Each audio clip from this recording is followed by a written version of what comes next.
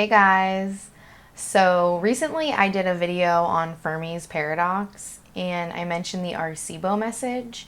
And prior to doing that video, I didn't know what the Arecibo message was. So I figured maybe not a lot of people know about it or have heard about it or have seen it even before. So I just wanted to pull up a picture of it and show it to you guys and kind of like go through it and talk about what each little symbol means. So I guess I'm going to be decrypting this for you guys. So get ready. So just a little like background on the Arecibo message. It was sent out in 1974. It was an interstellar radio message sent from a Puerto Rican telescope.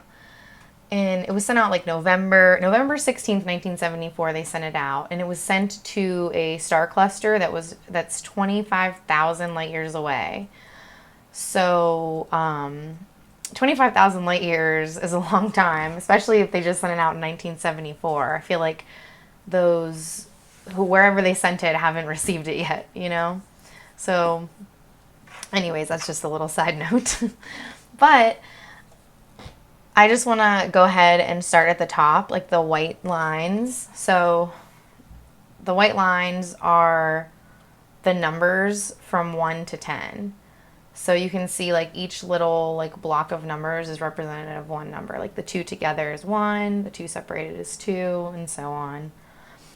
The little purple box is representative of hydrogen, carbon, nitrogen, oxygen, and phosphorus, which are the basic elements of life. And they're considered the basic elements of life because they collectively make up DNA, or deoxyribonucleic acid. So the little purple is actually representative of the atomic numbers of the basic elements of life. So that's pretty interesting. Then if we're stepping down a level, the green, well, that whole section of green is actually the formulas for the sugars and the bases in nucleotides of DNA. And those are adenine, thymine, cytosine, and guanine.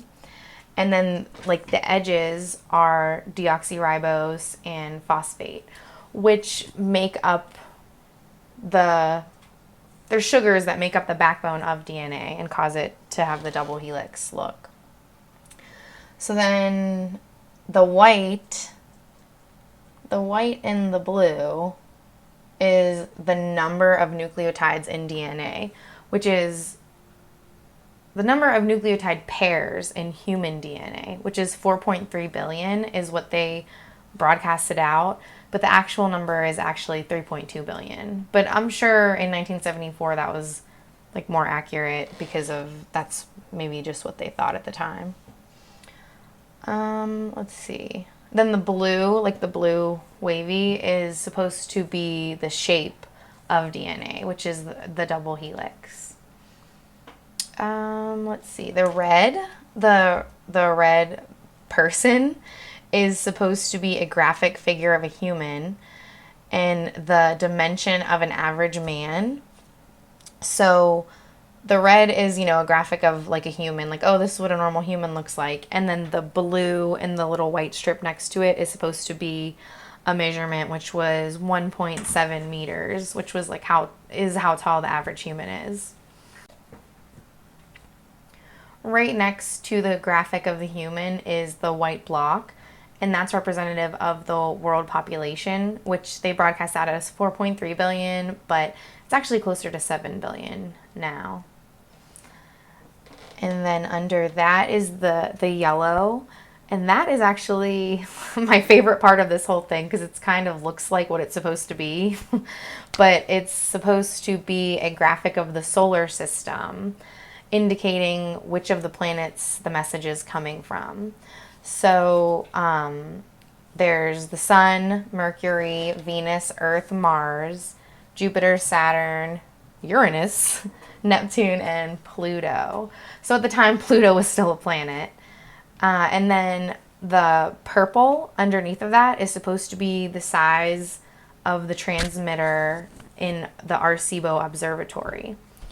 And then it's also supposed to be representative of radio waves and antennas.